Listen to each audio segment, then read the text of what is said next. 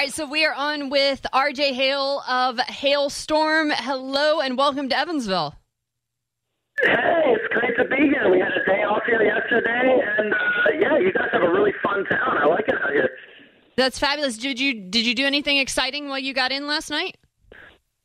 I went to the gym. I went to a YMCA, and then I just kind of laid low, but a lot of our crew and our friends out on tour with us went to a barcade, and they played pinball. It was like High Score Saloon or something, a couple blocks away from the venue. Yeah, actually not too far from where we're at either because we're downtown. So, yeah, High Score Saloon. It's a cool place. We might end up there tonight.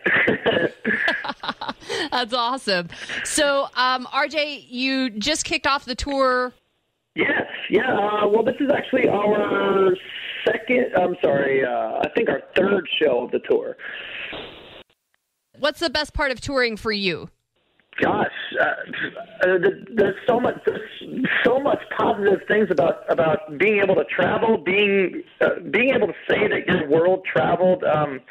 I think that experiencing other cultures and other cities and seeing so many different things around the world is a great benefit to have. Just to have a good outlook on the world, on other cultures, and it kind of changes your perspective on a lot of things. So I definitely love, when it comes to like worldwide traveling, I love being able to experience other cultures, being able to experience different types of food but I think being able to get up and play shows while you're traveling, it kind of makes it even more exciting.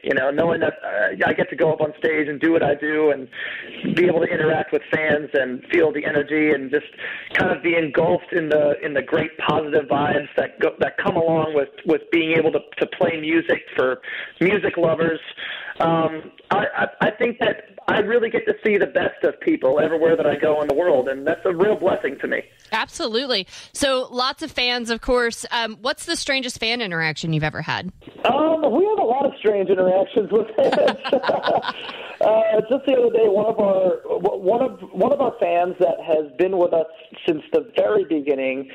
I don't know about the very beginning, but he's been with us for a long time, and he hit his 90th show. That's 90 shows. Wow.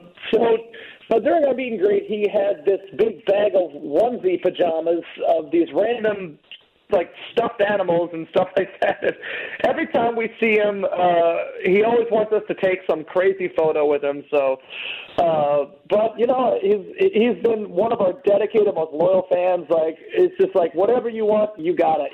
So every time we see him, it's an interesting experience. But it's very much the same with a lot of our other fans. And every time we do a tour in the U.S., a lot of them travel to several shows, and they see us so many times, so we're always trying to switch up the set list, and it's the same, and now it's become the same thing in the UK and Europe and all that. Like, we see the fans traveling from show, basically they're practically on tour with us. Right. So we just have really fun and awesome interactions with fans. Nothing that's like too crazy or dangerous or scary. Like, everything is very positive, very laid back. All of our fans are super cool. And that's why I love interacting with them on Twitter and on Instagram and through the social medias, just because they're just good, honest people. So yeah, nothing too crazy, just all fun, all good. You're playing tonight, the Old National Events Plaza, downtown Evansville. Doors open tonight at 5:30. Hell yeah. Tickets are still available for the show. Arejay, thank you so much. I can't wait to see you guys take the stage tonight. Thank you. I can't wait to see you tonight. Thanks so much, Arejay. Good deal. So you're on tour right now, Halestorm on tour with, in this moment, special guest New Year's Day. If you had like a bucket list, a performance bucket list, who's on that list? Anybody in live or dead that you could sit down and play with? Oh, man. Oh, God. That's a tall order. I think it was, and maybe this is just because I just watched the movie, but oh my God, like I just remembered like how much Freddie Mercury was a huge influence on me as a kid. Just his stage presence, sure. his ability to draw a crowd. If he were alive today, I would be like, I want to write a song with Freddie. I want to write a song with Freddie Mercury. He would be my dead choice. Living choice, though, I think it's a toss-up between Bono and Dave Grohl, maybe. I think those are both exceptional. Probably more Dave Grohl. To the fans that are listening out here, the rock and rollers, I think that they would definitely prefer Dave Grohl. So let's say Dave. All right, so Dave Grohl, we need to make that happen. We need you to collaborate with Arejay Hale. All right, yes, so somebody call Dave and tell him to call me. I'll do that when we get off the phone here in a minute. So the holidays are coming up, right? We're just a couple days away from Thanksgiving. Are you on the road for Thanksgiving, or do you get a break to go home for that? Yeah. Oh, yeah, we'll be on the road for Thanksgiving, which isn't necessarily an unfortunate thing because I've got my real family back home, and I've also got my road family out here. So I'm going to spend Thanksgiving this year with my road family. So it's a win-win for me, whether I'm on tour, whether I'm off tour. Our crew that we tour with is so much like a family to us. Like we love, like we would all, fall on a sword for each other. Like we love them so much. So we're gonna be in upstate New York. We got a day off. Luckily, we're not working on Thanksgiving, but we're gonna party hard in upstate New York. We're gonna eat lots of turkey and drink lots of wine, and we're gonna have a really good time. So fair enough. What about like the home family? Do you have any weird family holiday traditions? Weird family holiday traditions. My mom used to, on Christmas, she would always make my sister and I open these little mailboxes, and they would have a little piece of wrapping paper, and that's how they would assign, like, which gifts were mine or which were hers. So, that's not a weird tradition. That's kind of a cute tradition. I married into a crazy Italian family, so I've adopted a lot of Italian traditions into the holidays.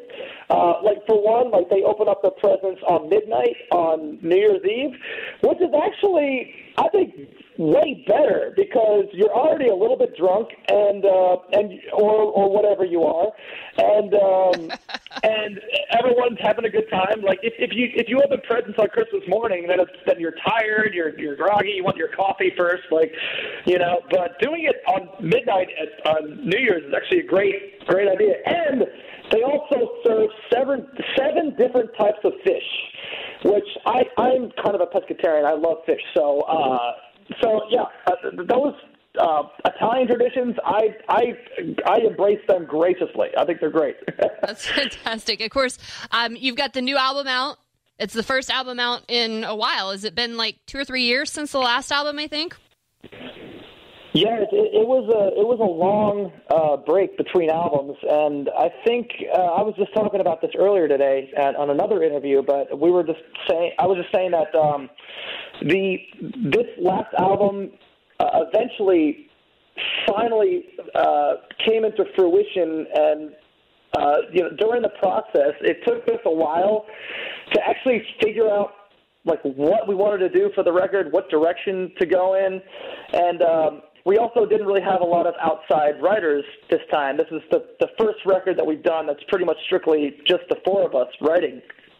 So it took us a long time to finally catch our rhythm and find our stride. But once we did, then it started coming together really naturally. But it just took us a long time and a lot of work and a lot of dedication, locking ourselves in the studio for several hours, just trying ideas and working with Nick Raskilinix, who's one of the better producers out there nowadays, and his influence and his energy and his coaching was a great factor of us putting this record together. So it took us a long time to finally figure out how to do it, but we were up for the challenge. We're like, we don't want to go through the usual process of coming off the road, going to co-writers, getting getting song ideas, demoing them up, going in the studio, recording them, putting it out. We wanted to actually, step up to the challenge and see if they could make a great record strictly on them. And the reception it was very nerve-wracking. Put that out because it's very vulnerable. This is like one of the most genuine and vulnerable albums we've ever put out. So to hear and to see the positive response and just to see the momentum continuing has been really reassuring. Like it's definitely upped my confidence as a songwriter, and all of us. I think I could speak for all of us. I think we all feel a lot more confident now. That's fantastic. Of course, the new album is called Vicious. It is in stores now or wherever you choose to consume your media. Digitally as well. And you're playing tonight, the Old National Events Plaza, downtown Evansville. Doors open tonight at 5:30. Yeah.